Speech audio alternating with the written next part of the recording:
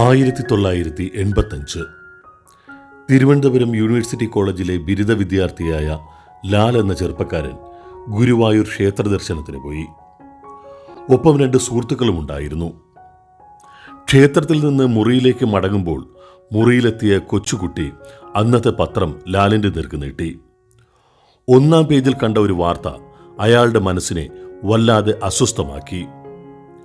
ഗുരുവായൂരിൽ നിന്ന് മടങ്ങുമ്പോഴും മനസ്സിനുള്ളിൽ നീറിപ്പിടിക്കുന്ന ഒന്നായി ആ വാർത്തയും ലാലിനൊപ്പമുണ്ടായിരുന്നു. വർഷങ്ങൾ കടന്നുപോയി. വിദ്യാഭ്യാസം പൂർത്തിയാക്കിയ GA ലാൽ ആദ്യം പത്രപ്രവർത്തകനായി, പിന്നീട് തിരക്കഥാകൃത്തും. ഷൊർണൂരിൽ ഷൂട്ടിംഗ് ലൊക്കേഷനിലായിരുന്ന GA ലാലിനെ സംവിധായകൻ സിബി മലയിൽ ഫോണിൽ വിളിച്ചു.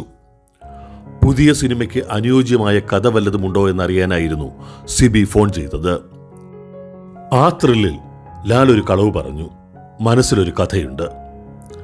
ലാൽ തിരുവനന്തപുരത്ത് മടങ്ങിയെത്തിയപ്പോൾ സിബി മലയിലും കഥ കേൾക്കാൻ അവിടെ എത്തി. മനസ്സിൽ കഥകളൊന്നുമില്ലാത്തതിനാൽ അദ്ദേഹത്തെ കണ്ട് മാപ്പ് പറയാൻ ലാൽ ഹോട്ടൽ മുറിയിലെത്തി. കഥയില്ലെന്നറിഞ്ഞപ്പോൾ സംവിധായകൻ വല്ലാതായി. എങ്കിലും അത് പുറത്തു കാണിക്കാതെ അദ്ദേഹം സംസാരിച്ചിരുന്നു. ലാലിന്റെ മനസ്സിൽ വല്ലാത്ത വീർപ്പുമുട്ടൽ. പെട്ടെന്ന് വർഷങ്ങൾക്ക് മുമ്പ് വായിച്ച പത്രവാർത്ത ലാലിന്റെ മനസ്സിലേക്ക് കടന്നു വന്നു. കോഴിക്കോട് ലോഡ്ജിൽ മുറിയെടുത്ത് ദമ്പതികളുടെ അടുത്ത് പോലീസുകാരെന്ന് പറഞ്ഞെത്തിയ 2 പേർ ഭാര്യയെ ക്രൂരമായി ബലാത്സംഗം ചെയ്തു. യുവതി ലോഡ്ജ് മുറിയിൽ തന്നെ തൂങ്ങി മരിച്ചു.